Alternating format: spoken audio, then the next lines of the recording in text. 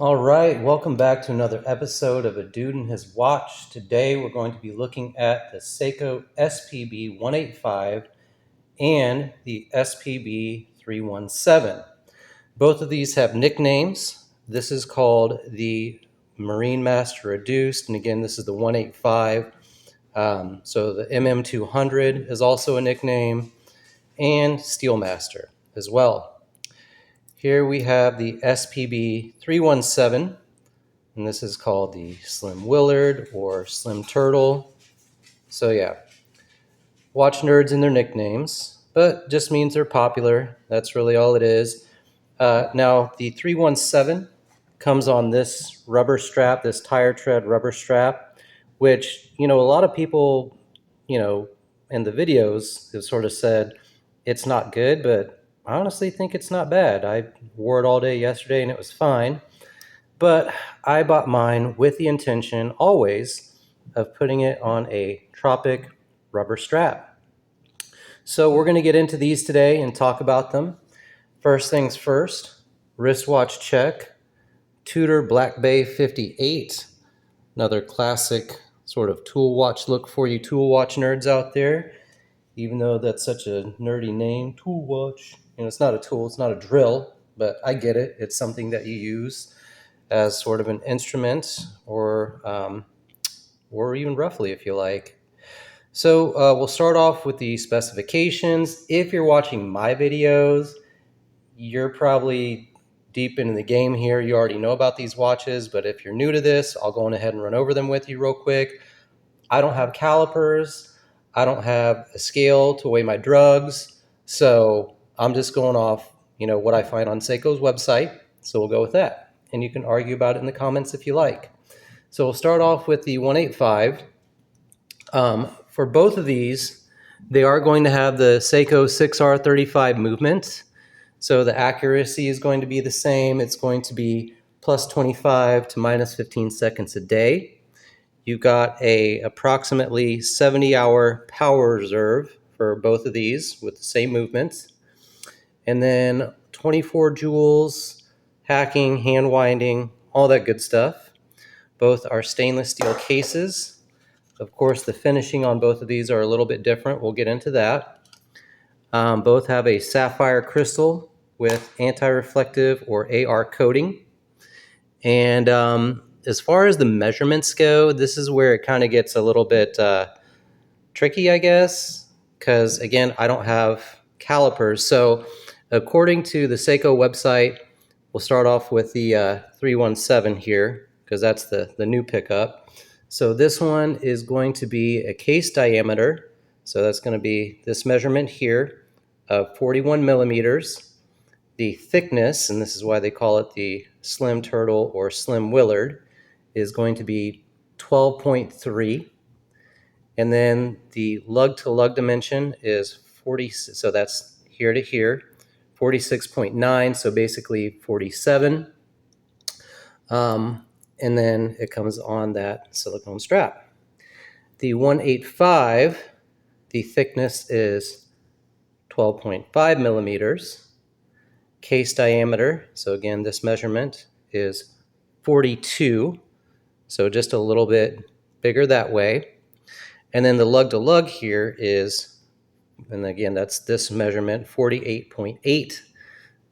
And again, both of these have the Lumibrite for the lume, which if you're familiar with Seiko, which I'm sure you are, is really, really strong and bright and lasts all night. So you can wear these to bed, wake up in the middle of the night, and see how much time you have left to sleep. So bonus. And then other than that, I mean, the design's obviously very different. I like both of these because to me, this is Seiko's design language with the crowns down here at the 4 o'clock position, as opposed to, like, say, on this Tudor Black Bay, where you have the crown at the 3 o'clock. And, so it's like this. And there's the 62 Moss, that's really popular. To me, that's sort of a classic skin diver design from the 60s that you could get with any brand. And to me, one of the ones that do it best would be Oris, like their Diver 65, especially the Heritage model, where you get the numerals kind of cut into the loom that they have there. But we're not here to talk about the Oris or the Tudor. We're here to talk about these guys. And something that I wanted to mention is that I've just come to the realization that for me, design-wise, I like Seiko. It's classic, it's versatile, it works. I mean, if you compare to, like, let's say one that I don't like, Omega, their Seamaster Professional with the skeletonized hands and the helium escape wart at 9. Oh, I'm sorry, helium escape valve, I meant to say. I just don't like the look of it. So, which is fine. I wouldn't spend that kind of money on them. So yeah, I would rather something like this, or I like the classic design language of, say, Rolex or Tudor. But overall, as far as value for money, I think once you've been doing this watch thing long enough and you've had 11 billion Seikos and then sold them for maybe a luxury piece like I did, where I got an Omega Aquaterra, or I even had a moon watch at one point. I had, Speedmaster Professional. I had a couple of Omegas. I even had a Rolex at one point, but I never made a video about that. Long story short, their designs, they're classic for some people, but for me, I think I've come to the realization I'm really just a Seiko fan. So in the future, what I'd like to see is maybe have this 317, do it like the SLA 055, like they did with the Marine Master, where they made it, it's basically this case, but it's 1 millimeter bigger at 43, and they put the 8L movement in there. And if you watch, Escapeman Watch has a good video on those SLAs, where he even compares it to a Rolex. You can watch it, but you just get better finishing, I think, overall with those. Less dust on the dial and under the crystal. Just seems to be better quality, even versus some big Swiss brands. And then also for the price, you can pick those up around $3,000.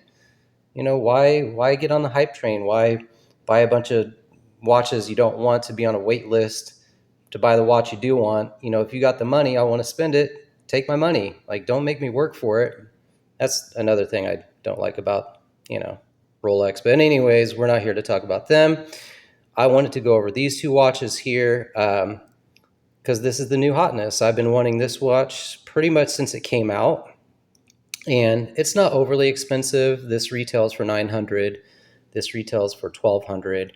I think on the secondary market, even already, you can get these for less, obviously. So shop around, find a good deal, and I'm sure you'll be happy with whatever you get. The movement accuracy on both of these, I think both of these are a little, a few seconds fast. So I just pull the crown out, stop the second hand, slow them down for a bit, and, let them catch up. Whatever. So it's not a huge deal to me as far as the accuracy. I really wear these for the looks, for the use I get out of them, how they make me feel, which this one right now, making me feel, pretty good, because obviously it's the new one. So I'm in that honeymoon phase. I'm going to wear this a lot. I can already tell. This one I don't wear as much, except for, what I think I'm going to do, actually, because I just think Seiko divers belong on rubber straps. I'm actually going to probably put this guy on the strap that came with the 317, because they both have that 20 millimeter lug width. So bonus. And then I'll keep this guy on the Tropic rubber, which I wanted to do even before I got it. So as far as case finishing, we can talk about that. Real quickly here, they both have that strong AR coating on that sapphire glass, and you can see the difference. Well, not really a difference, they're same. They have that slight bevel on the glass to give it just a little bit more dynamic look. You can get a little distortion sometimes, but the AR coating on these is really good. Again, to hate on another watch, like when I had my Aquaterra, They do AR coding on the underside and on top. So like whenever I wanted to see the time, I always had to, wipe off the crystal with a cloth so I could see it. It's always smudged. That kind of got annoying. So wasn't a big fan of that. Anywho, these guys are great. I love them. I think I'm going to keep these in the collection for a long time, pretty much permanently, unless something happens. Looking at the case finishing, you probably already know this one is brushed throughout. So brushed on top, brushed on the sides. On the back, you get the Wave of Kanagawa. And like I said, as far as the thickness on these, now that I'm looking at that, I'll come back to the 185. Again, they're really similar. The 317, just to refresh your memory there, this one is 12.3, and then this one is 12.5. So when you look at them like this, it doesn't look really, they kind of look similar, but on the wrist, this one just behaves a lot differently. It wears flatter. It's more, it just comes off, it plays a little smaller than this one does. This one definitely, I think, it can wear or feel like it's not a 42, but that's really just because of, the beveling that they do on the high polish on the underside to come up off your wrist a little more. So really you just feel this flat surface area here. So it wears or feels maybe more like a 40 or 41, whereas I feel like this feels smaller than a 41 when it's on my wrist. It's also lighter. So yeah, so this is brushed throughout.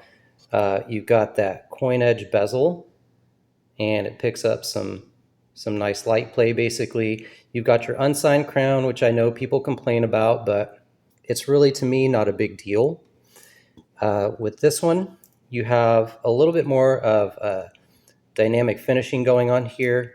You've got brushed on the top of the case, so the lugs here, and then there's kind of this wide chamfer that starts down here at the lugs, and it's high polish, goes from here all the way throughout the case to the other side, and then this piece right here is brushed going into the crown, again unsigned, and all the way to the lug, and then you've got this high polish bevel under here, which again does add to the wearability, makes it feel a little bit less larger on the wrist. So yeah, and then as far as some more differences, a big obvious ones are going to be the bezel. On the 317, it's a more thin bezel. Here it's a little bit thicker. You've got that steel, raw steel look. Here, just classic black diver. You think classic black diver. Once again, it's very easy to think of Submariner, something like that. So that's always a feel that I like to get with those watches. With this one, I think if you were to look at something like the Tudor Black Bay, I think they call it the date, but it's the one with the steel bezel, and it's got the date right here at the 3, just like the SPB185. Maybe you don't want to spend that kind of money. I think this is a good alternative to that. And I've owned the Tudor Black Bay Heritage, which I sold and got my 58 because it wore like a brick on the wrist. It was really thick, like 14 millimeters, slab-sided, and it was heavy. Like at the end of the day, I wanted to take that thing off. So sold it, got the 58, wears better. This, I would say, will also wear better than that Tudor if that's something that you're looking at. Other than that, buy it and appreciate it for what it is. As far as the dial goes, you can see the hands are similar. The hour hand on the 185 comes out, I think, to more of a point. Same thing with the minute hand, whereas I don't know what they call that, fence post maybe for the minute hand here. I like that both of them on the second hand, you have that red stoplight, which is the throwback to, the original models from the 60s, kind of classic look there. Adds that little pop of color, which I really enjoy. Keeping with the ISO certification, which both of these divers are, professional, so they're ISO certified. The new standard is to have a loom pip at all the hour markers, and that's why on the later models of the 143, which is the re-edition of the 62 Moss, they did the same thing as here on this 185, where they sort of put that little small loom pip there at the end of the date to the right, shoehorn that in, and you've got your loom plot. I like how clean this look is, where you have all the markers full size, put that date down there at about 4 and call it a day. Some people don't like it. I like it because I can't see it anyways. I'm going to be 47 in November, so that crept up on me. And for the last couple of years, even looking at this stuff now, I have to wear my readers. So if I'm going to see the date on any of these watches, minus having a Cyclops, I'd have glasses on anyways. So for me, I like that. From afar, you don't even really notice that date, and it kind of reads like a dateless watch, which I'm sure you've heard in other reviews. So I appreciate that. I like the cleanliness of the dial. Here you have the more circular, or hour markers at your 1 and 2, 4, 5, 7 and 8, and then 9 and 10, and then you've got your 10 and 11, and then the 9 and 6. You have the longer markers. You've got your triangle at 12. Here, it's all just batons all around, and then the 2 up here. And looking at that, you can see the 12 on both of those is done a little bit differently.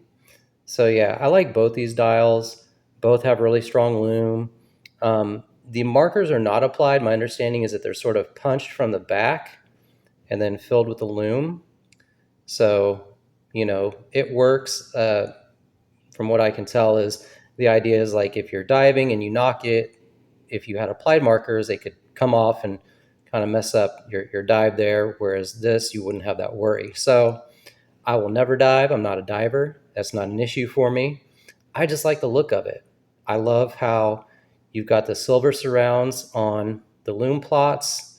They pick up the light and make them shine. So while these are those quote unquote tool watches, you still get a lot of light play on them, and they're man jewelry, which is nice because that's ultimately why I wear them. I wear them to look cool, to give me that vibe that, anything popping off at any second, I'm ready for it.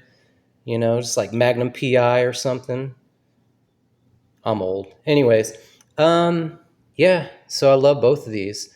I think I am going to put this back on the rubber strap because I believe this weighs like 180 grams, which is pretty heavy for any watch. And I did, I only had to take out 2 links on this. One thing I don't like on the clasp is this fold-over part is a little long and sometimes kind of comes up like this. So I've had it catch on some shirts before, but other than that, no big deal. It's a pretty decent clasp as they go for Seiko at this price point. You've got 4 holes for micro adjust. So I've got this on the 3rd one. You've got the milled clasp. You've got the diver's extension, which is a pain in the butt to actually deploy, and I don't use it anyways. So, just like everybody else complains about, we could do without that. That's really not a thing. But other than that, it serves its purpose. It works. It's going to keep the watch strapped to your wrist. They did a pretty good job with this bracelet here. It's all brushed. All these watches, the Seikos, have that DiaShield hard coating. So, one nice thing is that's going to reduce the ability for it to scratch. This one does, just because of the nature of how the bracelet's designed. You can see how it's kind of scuffed up there just from hitting the clasp on that end. A few dust diving marks, nothing major. And I've had this for over a year, and I wear it in rotation with my other watches, but it does get use, and it's always just been rock solid for me. And I love the look of it. I like that raw steel bezel. Yeah, it's just pretty, It's a classic black dial dive watch, and you just can't go wrong with that for the same reasons that I like this new one. You know, classic black dial dive watch with black bezel. And, you know, with both these, you got the markings all the way around, the little dots, loom pip and the triangle at the top. It's kind of recessed, so you can't knock it off. And yeah, it's just, man, I'm really happy with both of these. You know, I've got Grand Seiko and Tudor and, you know, I guess quote unquote nicer watches, but I wear these a lot.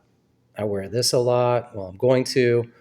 I wear my Monta Noble a lot because, well, a lot for the same reasons of that I got this. I really, once I got that Noble, and it's thin, it's like 10 millimeters thin. I was like, wow, yeah, having a thinner watch really helps with the wearability. So I really like that about this one as well. So that's this one on the wrist. So you can check that out, how that wears on my wrist. Again, that's 7 inches. Looks good with that tropic rubber strap, which Seiko divers belong on, in my opinion. We'll throw on the 185, and then I think we're going to call it a day. Because, yeah, I just like all those, and I wear them. They go with anything. They look great. So this one, and then we are out. All right, guys, there's the 185. Hope you enjoyed the video. Like, comment, subscribe, and I'll catch you in the next one.